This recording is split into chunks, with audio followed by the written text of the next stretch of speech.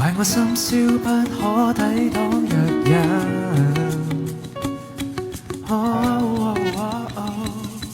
最後神經都繃緊，浮現過所有旅行。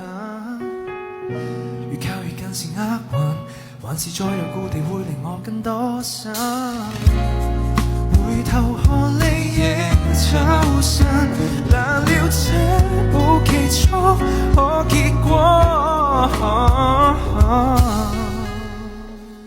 So what am I supposed to do？